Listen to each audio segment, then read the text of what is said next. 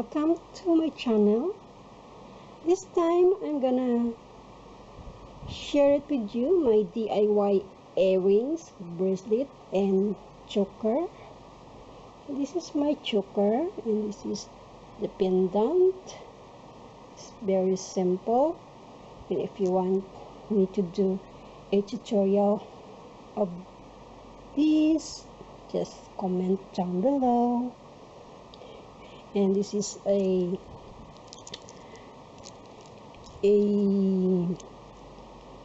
stretchable stretch bracelet. Yeah, and I love it's a marble design, and also I make a match for earring. Yeah, it's very simple. And then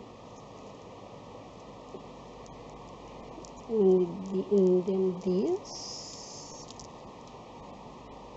it look like a crystal pearl.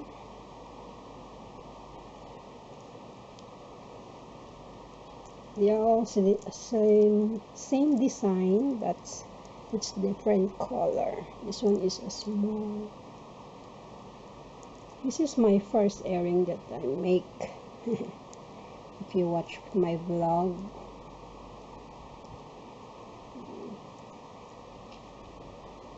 and I have a pearl. And this is the last I make because to match my black and white dress. Yeah, okay. And now I'm gonna show you how to make this my new earring. It's still very simple. It has three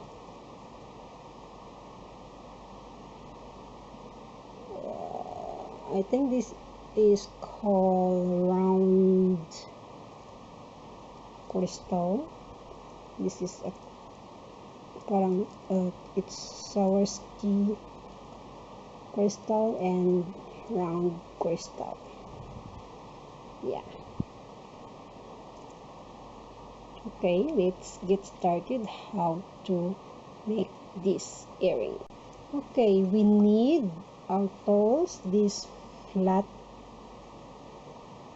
small nose, and this cutter, wire cutter, and another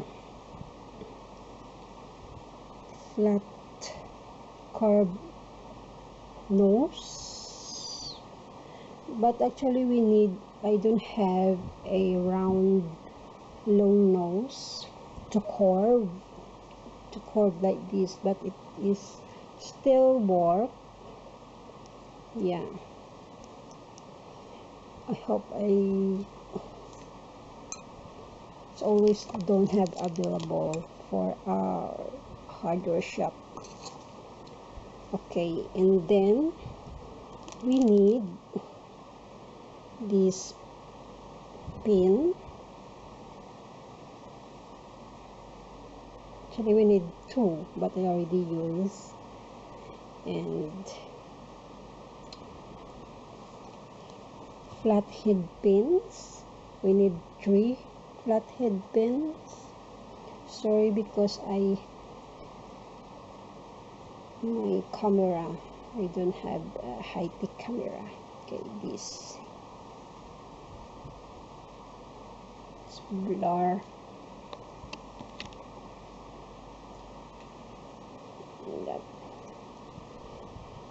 And then this is around 4. Actually you need 8 of this. because yeah, it is less. And small beads. Not only we need only few, and this crystal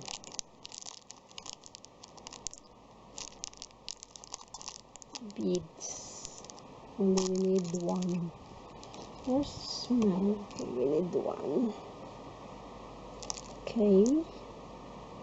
First, we make our these 3 bangles. Okay. We have to take 3 of these beads. But make sure is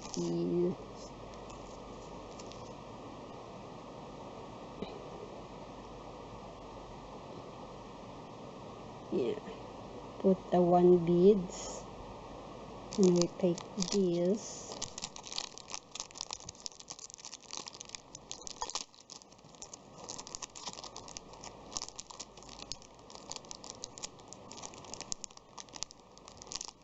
I bought this bead is the shop outside. It has for DIY. Yeah. If you are not maarte sa mga earrings, if you are not your okay, and then we take this round crystal,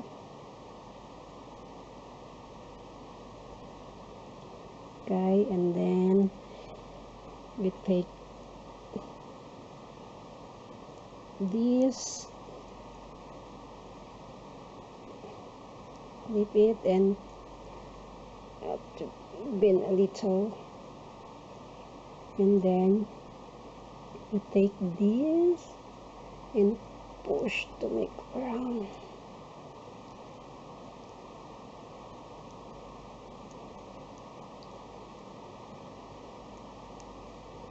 Like that.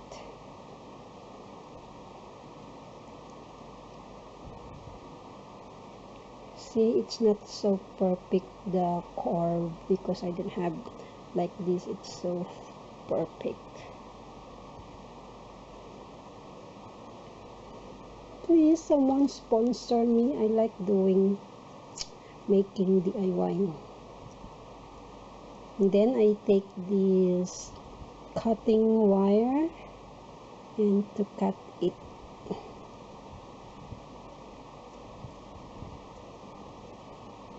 Okay, let's see.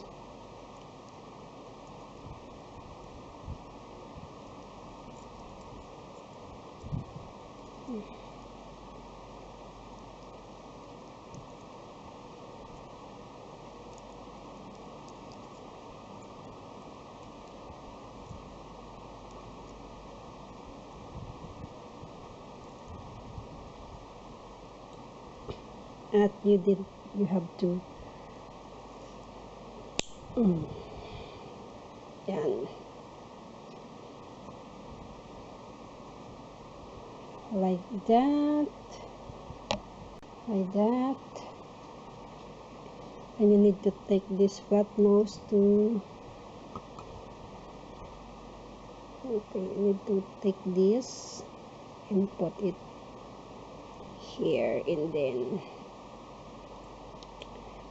you close the wire and don't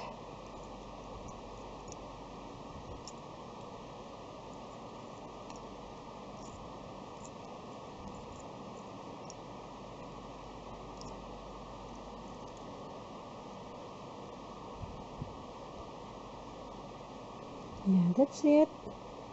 And just make 2 more.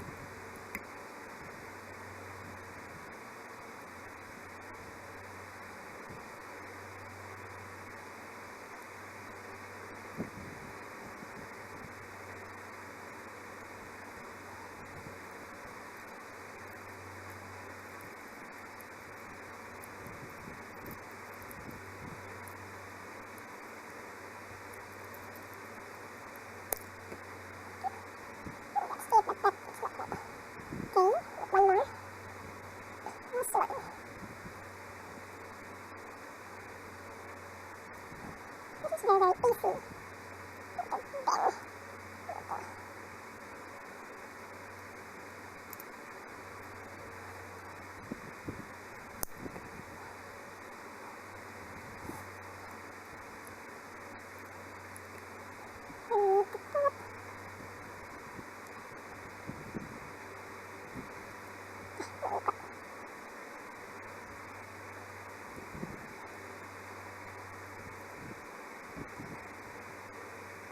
That's it.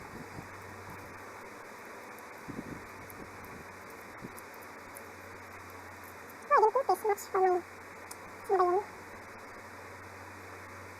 Much for my... And that's it. Not quite sure is it. And that's it, and then we'll take these small beads, and then this big crystal, and then small beads. Oops. Because sometimes the small beads, the hole, yung botas, is iba yung maliit. Some is a small hole. And then this round crystal. It's not fit. Wait. Can we take... Ouch. We take some beads here that has big hole. I think this one.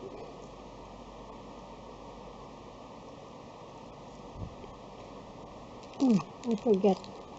And we need also this. I forget to show you. Okay, and then we have to bend it. Okay, we take a flat nose in a bean little bit, and we take this and we have to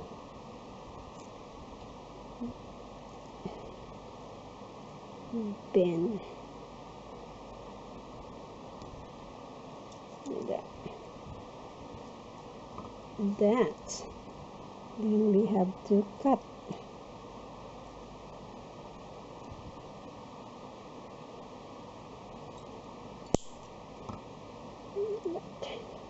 And we take this. You see, it's very easy.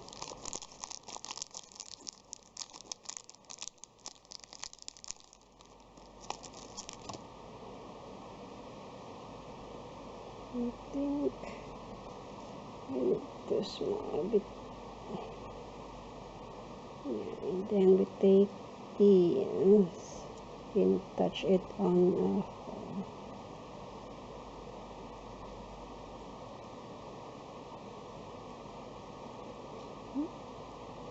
Like that. You need to secure.